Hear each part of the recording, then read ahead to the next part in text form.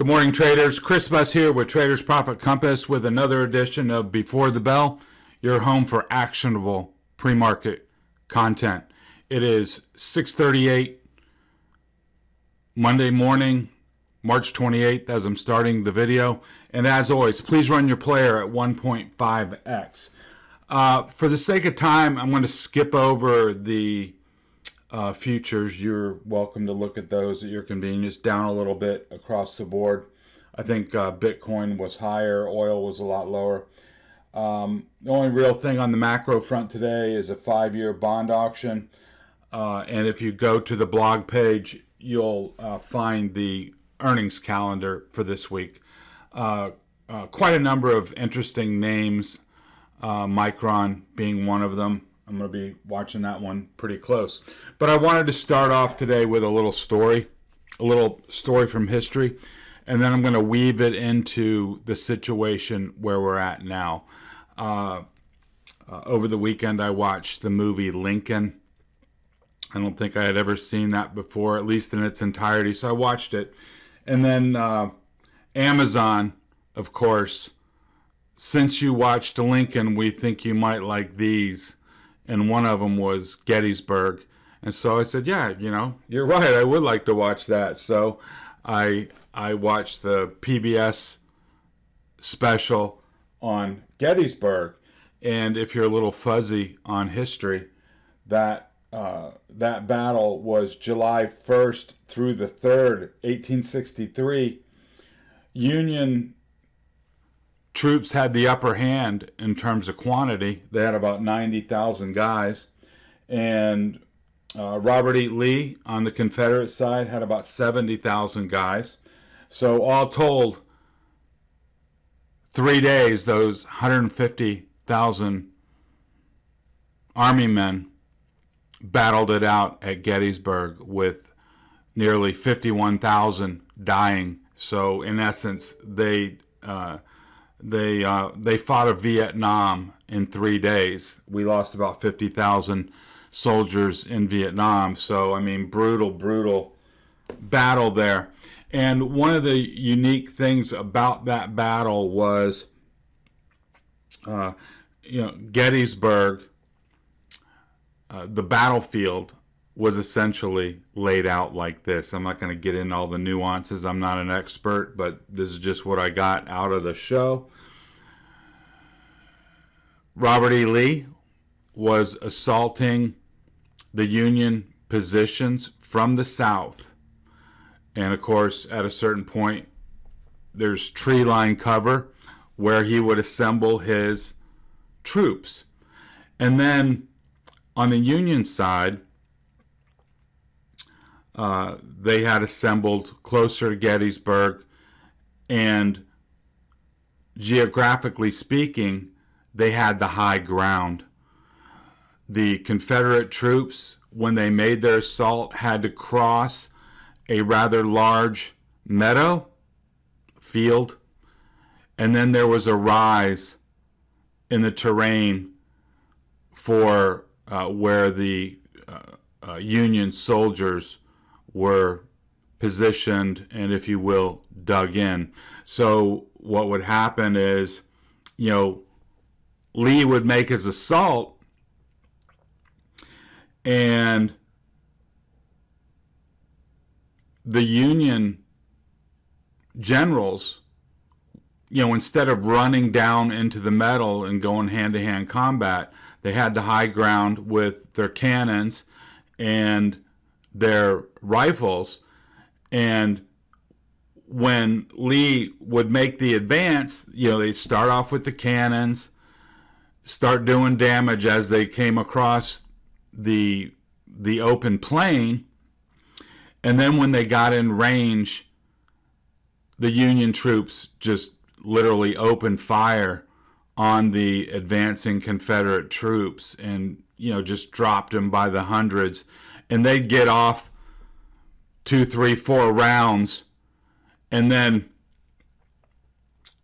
at that point, when the Confederate troops were on their doorstep and starting to come up that rise in terrain, the Union troops would basically run downhill and then go, kamikaze hand-to-hand combat, and would beat back the Confederate troops.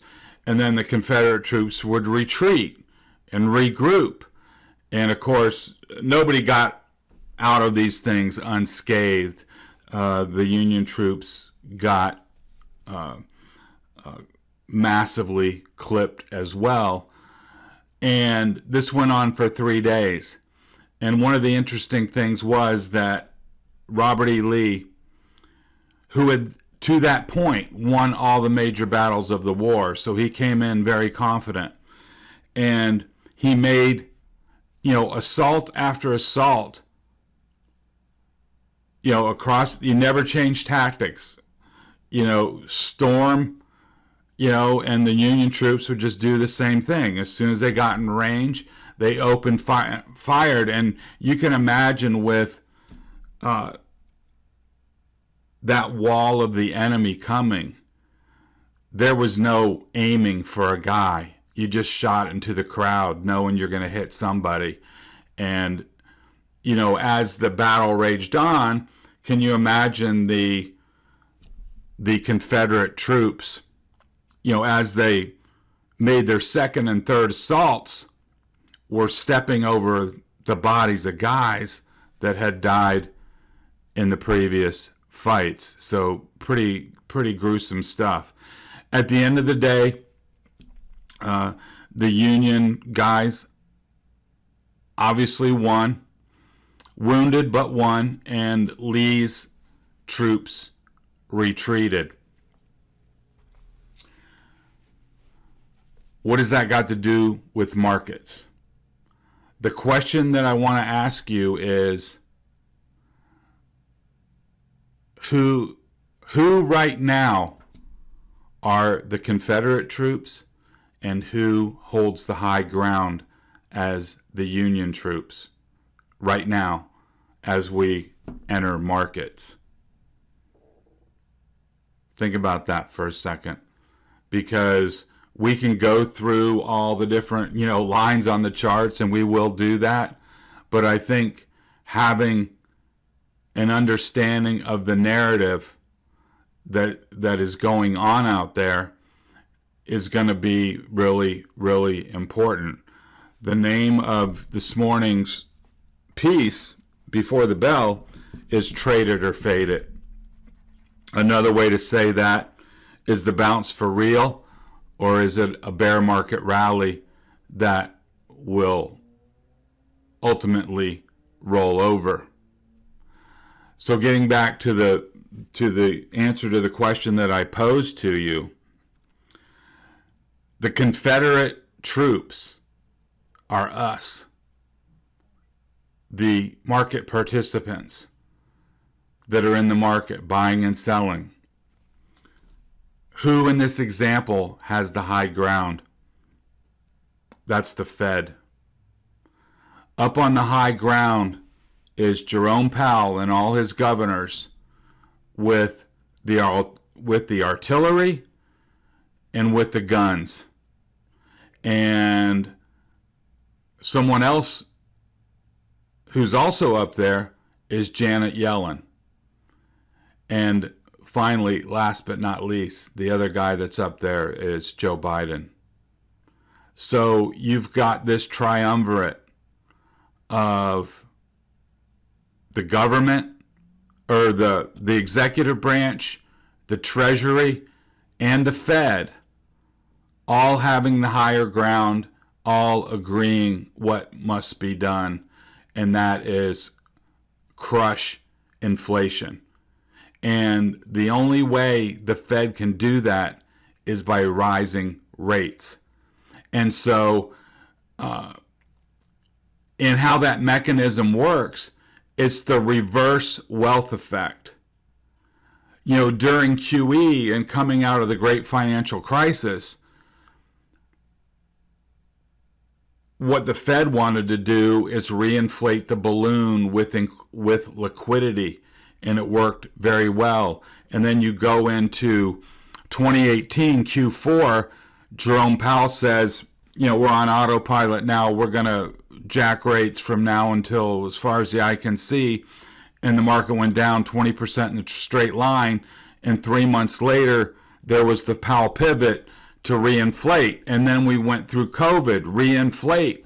Well, now that has got to such a point where there's so much liquidity in the system that it's sparked this inflationary rally.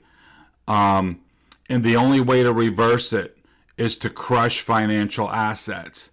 And those things are the market.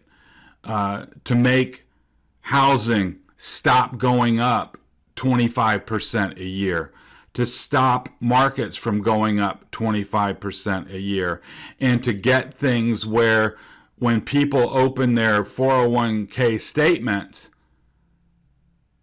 that they used to see get bigger every time they open them, they start seeing red numbers, right?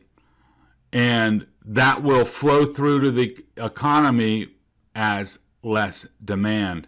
So in these rallies, you can think of it as a Confederate charge on a Union position with the high ground. And we make a run towards the high.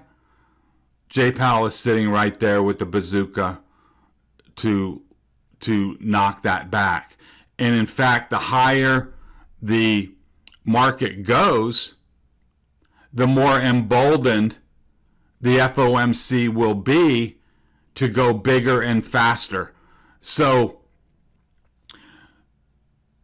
that would be, an intra-meeting hike.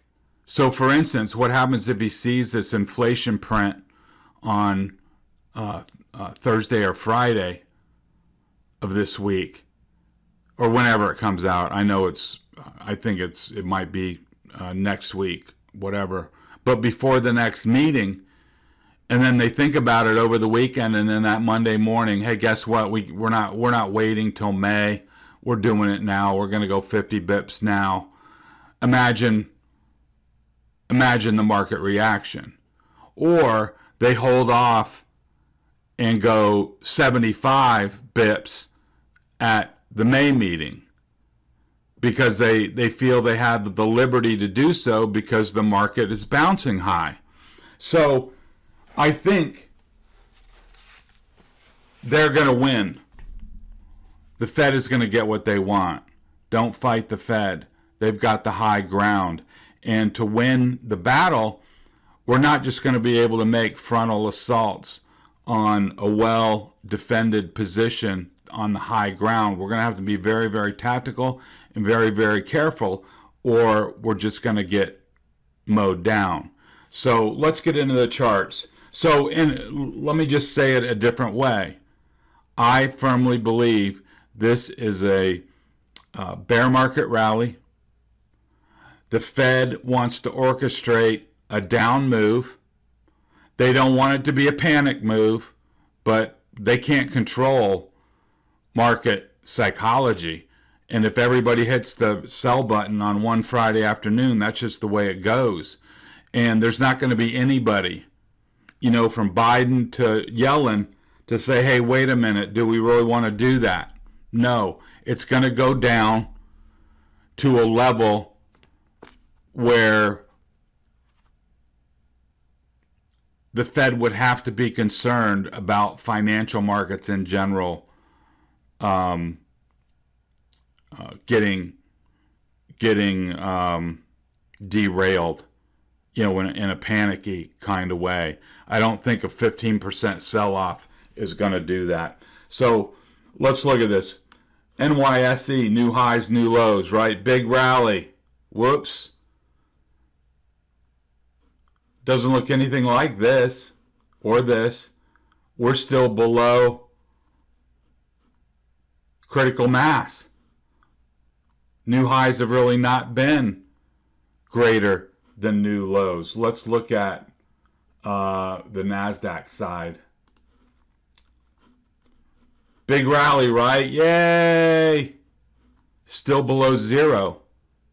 New lows are more than new highs. We have not cracked the zero line since November. Now, we might do that today, or we might not. But as long as you see more new lows printing than new highs, how can you jump to the conclusion that the rally is sustainable? You got to start seeing an expansion of new highs. You need to see a contraction of new lows, and you got to see these breaking out before you conclude that the market has staying power. Now let's look at our oscillators just real quick. Here's the NYMO New York oscillator.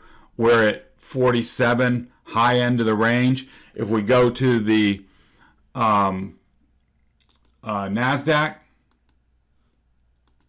same thing, except a little higher.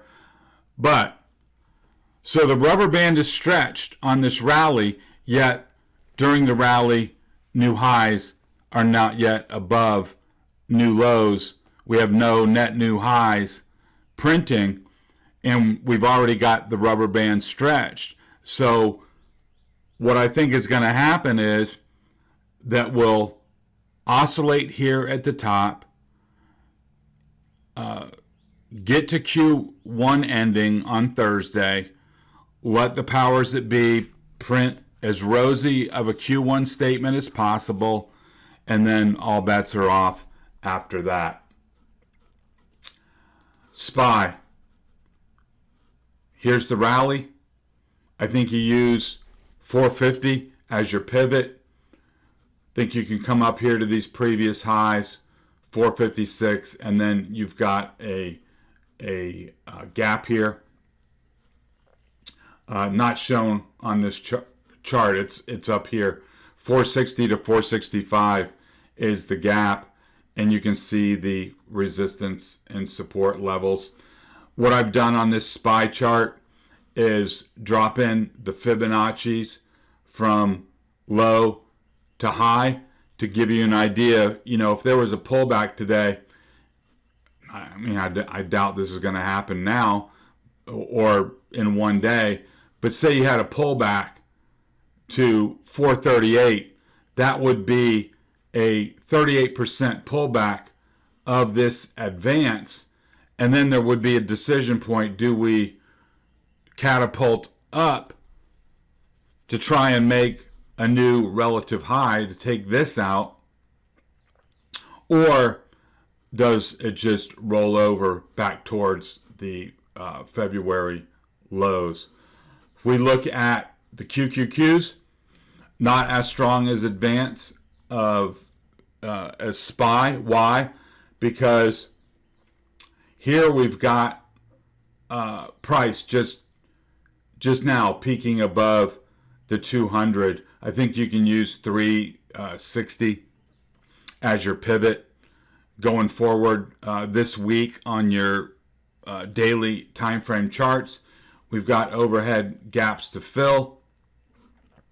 You've got the fib retracements of this move, the down move, and the up move. So let's just look at this. If this is a bear market rally, you should start expecting that the max move on this cycle is 371.50. That's your highest retracement level. That would mean a run up here to fill this gap where it would die and roll over. And what you would conclude in hindsight is that, oh yeah, look, we had there was a down move and there was a strong kickback rally that made a lower high and then it came down. These are things that are very clear, 3 weeks after they happen. But when you're in the thick of it, of course, it's a little harder to tell what's gonna happen today, tomorrow, the rest of this week, etc. as we're getting positioned. So a good first clue is the 200. As long as price stays above the 200, you can't get hurt, right? I mean, it's 200 is right there. If it's above the 200, you can't get hurt. The next level down is the 50. If you lose the 50, you got to be looking at lower levels. Remember, nothing good happens under the 50. So those are going to be two heads up locations that things may be changing, that the rally may have run its course. 2-hour chart, you can see just the nice advance, slowing down a little bit, as we reach the top here. We've got a nice pivot here at 357.50, and we've got that little gap up top. So we'll see if we can get some acceleration in the next few days here, or this kind of rolls down. And remember, the gold EMA on the 2-hour chart lines up with the daily 50 on the daily chart. So you've got a very nice clear line here at 351. And on the 30-minute chart, here is the fibs that I dropped in for the advance. And so you see that 351 level, where the 50 comes in, is at the top of this big trading range. So remember what we always say: once you leave a trading range, it's okay to come back to it, but it's never good if it re-enters the trading range. So like today or in the next day ahead, you break out, you come back and tag the 50, you either bounce or you fail. And if you fail right here at the top of this trading range, I'm going to assume we go back to the lows at the bottom side of the box. We saw that again and again up here in this year-long IWM trading range. So IWM on Friday just wrestled with its top of the box. I think you still use that as, more or less a major pivot area up here at 208. You can see in the past we've had rejections right there. So, if you get a pullback that holds this area here, about 203, I think you can buy that and try and get a bounce up to 208. But during this whole time, IWM has not been able to close above 208. So I think that is your ceiling. Now, if you get a break above 208, it's going to go up and tag 210. So have those levels in your mind. You can see here that IWM has lost that big strong impulse that we still see on SPY and QQQ. So this thing is running out of gas to a certain degree. Doesn't mean it can't go up anymore. It's just now it's in a grinding pattern rather than an impulsive move higher. Right now I want to take the time to welcome any new visitors to the YouTube channel. I really appreciate you spending some time with me. What I try to do each morning is set the team up with objective levels and some commentary to help all concerned have a productive day of trading, whether that be active intraday traders or active swing traders that are trying to piece together a strategy, as they have a full-time job, but also want to be active in markets. So if that appeals to you, please hit the subscribe button and the alarm bell, hit the like button, and then jump over in the show notes. You'll find a link to the blog site where you can register with your email address takes all of 15 seconds. And then morning, noon, or night, whenever I have a thought on the markets, be that trade ideas, commentary, recaps, whatever, you'll get those right in your email and you won't have to look for them. Leave me a comment on sectors or stocks you'd like me to work up. I'm happy to do that. And if you wouldn't mind, a positive comment in the comment section goes a long way towards helping me grow the channel. So thank you so much. And longtime listeners and subscribers, I really appreciate you being here with me. So let's move along into FANG. Facebook, impulsive move off the lows. Now we're grinding higher. It looks like 222 is your pivot for today. I think you could make a move up towards 227. And you've got some support down here. Just notice your volume over price profile here. You've got a really nice line coming in around 218 area on any kind of a pullback. Keeping the big picture in mind, we had the big drop, finding support, and now we're in rally mode. Make a note of where your 38% retrace lies, and it's right there at 240. You've also got the 50 EMA coming into line at 236. So you're going to have a band of resistance, 236 to 240, where it's going to get tougher for price. So keep that in mind. And remember, daily levels are a lot more important than 60-minute levels. Longer the time frame, the more important the levels. Apple, no corrective activity at all so far. I mean, really to speak of. Just, one bar pullback and then go up higher. Today, I think your pivot remains 173 with the door open to 176. You lose 173, 173.50, you're going to roll down to 172 and then potentially down to 170. Really hard to find a stronger chart in the entire market. Tesla has also been on a fantastic moonshot, uncorrected run. It's got to hold 1,000. I mean, it's just as simple as that. To keep the door open, to go to the top of the box up here at 1,200. Any kind of pullback below 1,000, I think you're going to come back to 950 almost immediately.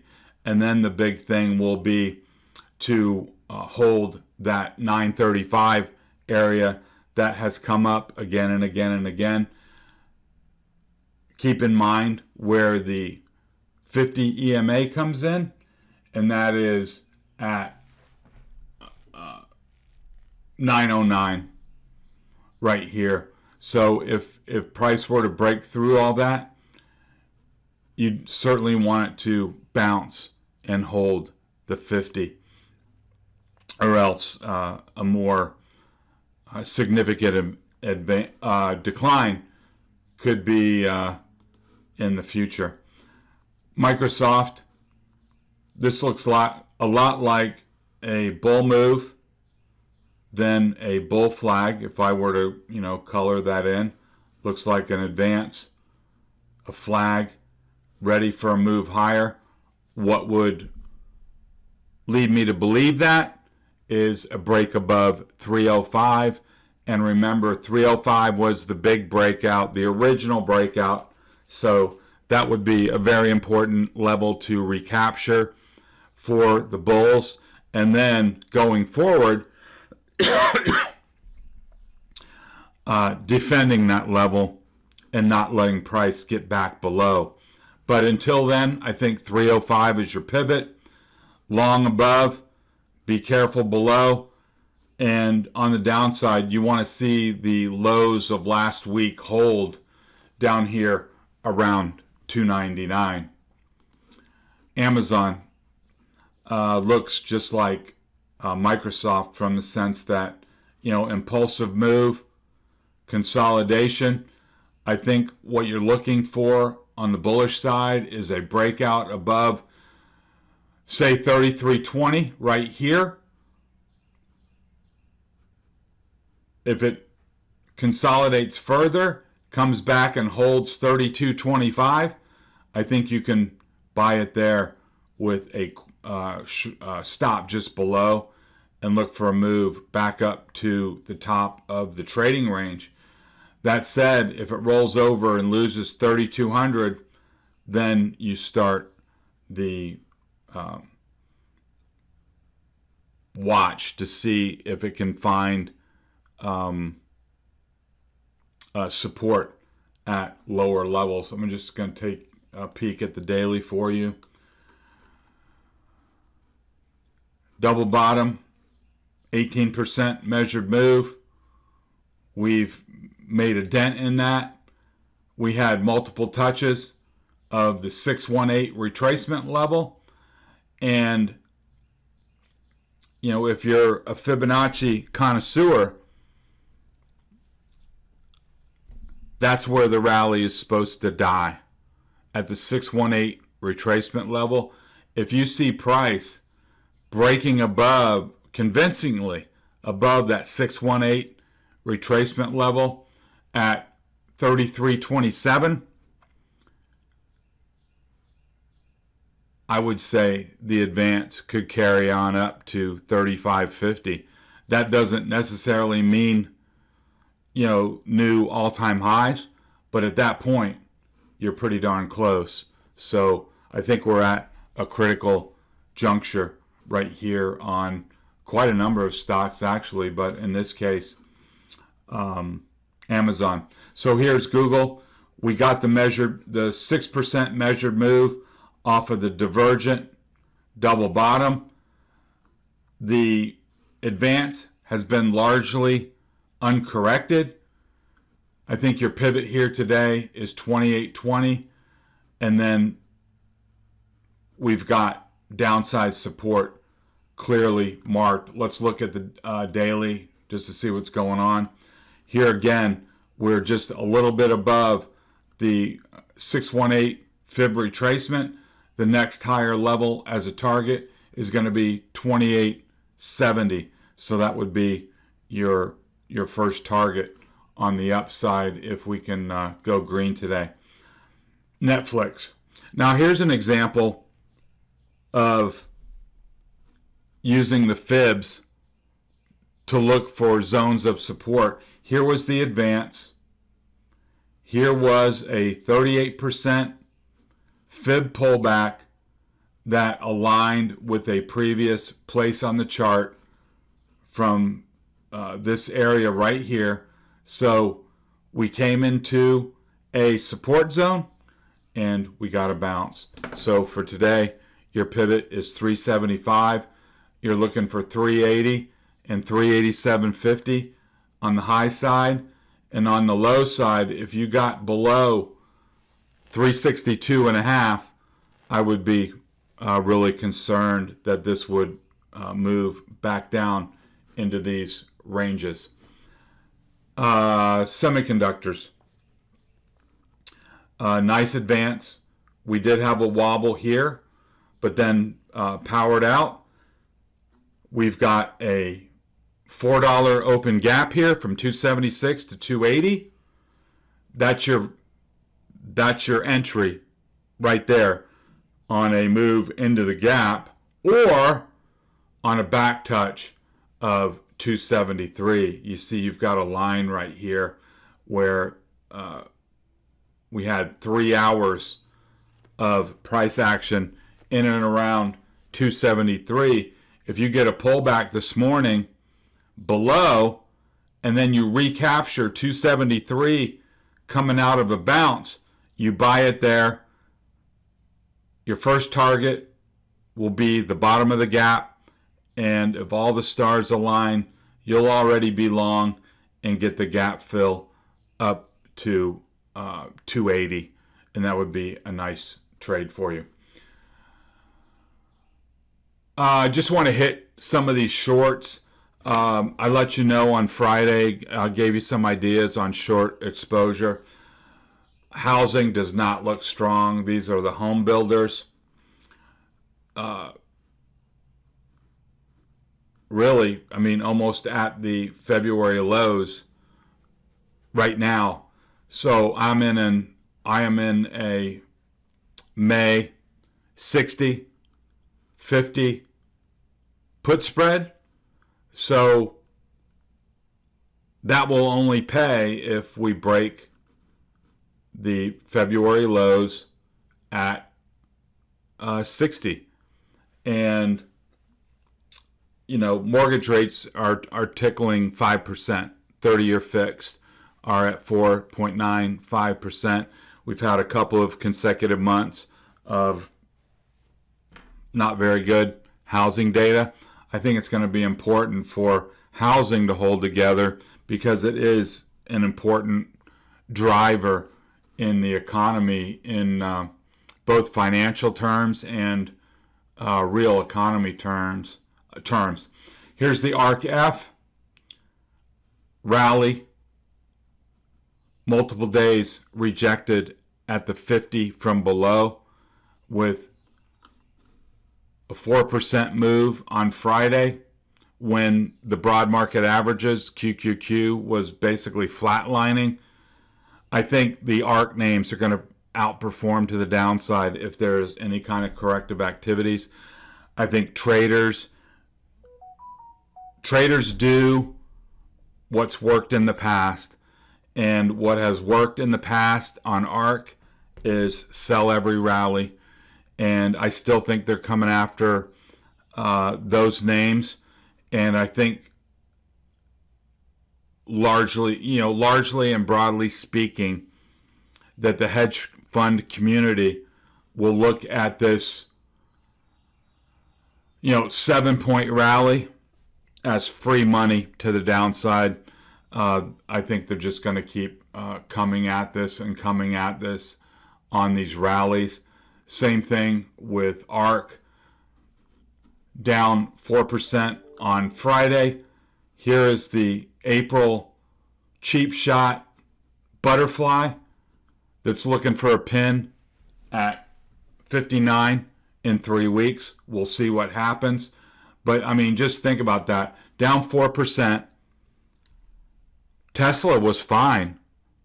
It didn't do much on Friday. So for this to be down 4% with Tesla more or less flat, there's got to be a lot of selling under the surface. I had meant to show you ARC-W. I closed the window, so I missed it. I'm short ARC-W as well. The charts look just like ARC-F and just like ARC-K. Classic bear flag breakdown starting. And I saw this is the trade desk. I put a very small short on this. I think I'm in July, 60 puts on this, very small. But down 4%, was down 7% with the broad market flat, and had made a lower low, series of lower highs, PE of 236. At least it's positive. A lot of them are negative. So on this, if price pops above and heads up towards the 50, I'll probably just close it out. But keep in mind, all these shorts are just pre-positioning and hedges against what I have as predominantly long book at this point. So if there's a sudden rug pull, I think having some of these shorts in the portfolio is going to lessen the pain. And I've said it before in print. I'll just say it again to reiterate. I think this is the golden era of long-short trading versus just buying every dip and being long for 10 years. I think in this moment, I think you got to be looking at the sectors that are working and be long, and the sectors that aren't working and be short. And I think that's really going to work well in the weeks ahead as Jay Powell and company start draining the liquidity out of the pool and having traders go to safety and get out of tech and the high valuation names. So let's wrap it up here. This has been Chris Buss with Traders Profit Compass. I hope you got something good out of the video, and I hope you have a good day of trading. I'll talk to you next time.